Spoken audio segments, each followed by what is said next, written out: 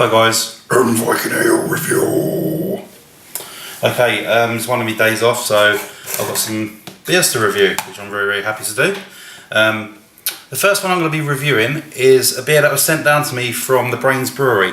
They sent me an email in regards to a competition we got going on over here with Sainsbury Supermarket called the Great British Beer Hunt. This is one of the entries in the Great British Beer Hunt, which I'm a big sort of like follower of. I mean, I've done it last year and the year before I just caught it, but it's a good chance for some of the smaller breweries to get their stuff out into the bigger supermarkets and hopefully educate people to better beer. Anyway, this is from the Brains Brewery, like I said. I got an email from Laura who's in charge of, I think she's in charge of marketing or something like that, but she remembered me from last year when she sent me something and she said, do you want to try it? And I was like, yeah, brilliant. So she sent me down a few bottles and it's their Ruby Ale and it's called Willy Nilly.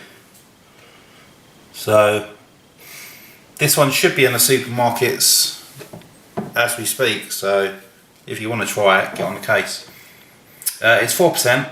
It says Willy Nilly, brewed in the name of Willy Nilly, the postman, made famous by Dylan Thomas under Milkwood. This is a distinctive ruby ale with a traditional rich hop aroma, complemented with a fruity and Moorish finish. Goes exceptionally well with chicken, burgers and fruity desserts. Okay, so let's give it a go.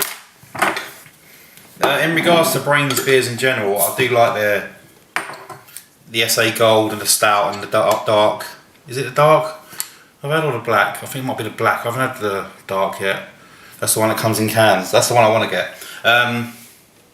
Yeah, and you tend to find with the gold ones, the beers like the lighter sort of ales they do, like the SA Gold and just Brains SA.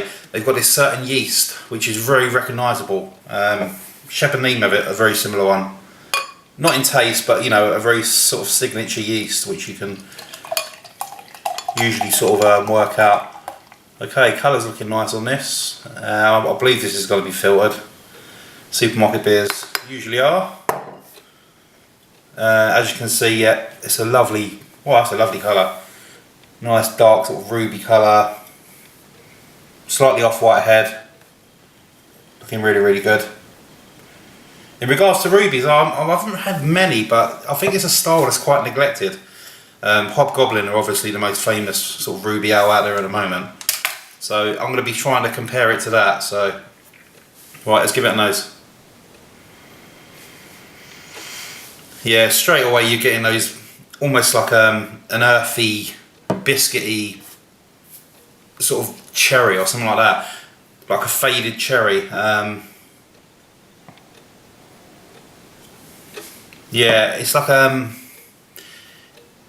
the sourness of a cherry, really faint, compared with this nice, very mild roasting. Not so much coffee, but if you've had a Hobgoblin, you know what I'm talking about. That sort of almost fruity roasting sort of smell. You're getting it very much so with this. And a little bit of earthiness. It smells like a decent ruby, so let's give it a go. Cheers Laura, thank you very much for sending, and cheers guys.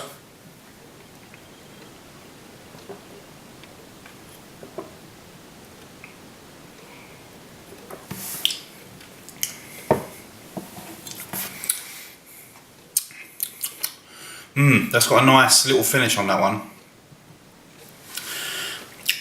If I'm comparing it to the Hobgoblin, which is probably the only ruby I can sort of really recollect, I'd say this one's slightly milder. It's not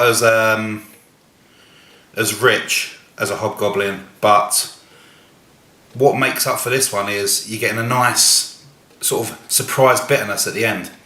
You're still getting those nice ruby flavours like roasting, a little bit of sweet sort of cherry and even a tiny bit of strawberry, but right at the end it sort of fades and then you get a little click and then it's like a little punch of bitterness on the tongue, which is really refreshing.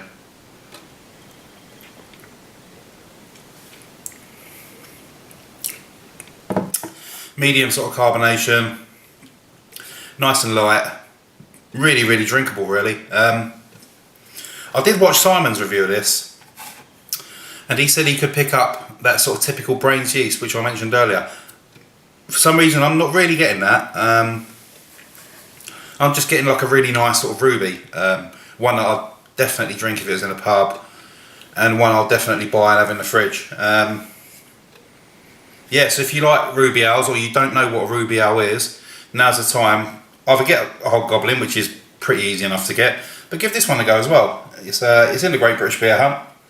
There's not many rubies out there, so it'd be nice to have a little selection of rubies to be able to buy. So anyway, rating wise, I'm going to give that a 7 out of 10. That's a nice ruby ale. So there you have it. Thank you very much for watching, and I'll see you guys again soon for an Urban Viking Ale review. Cheers!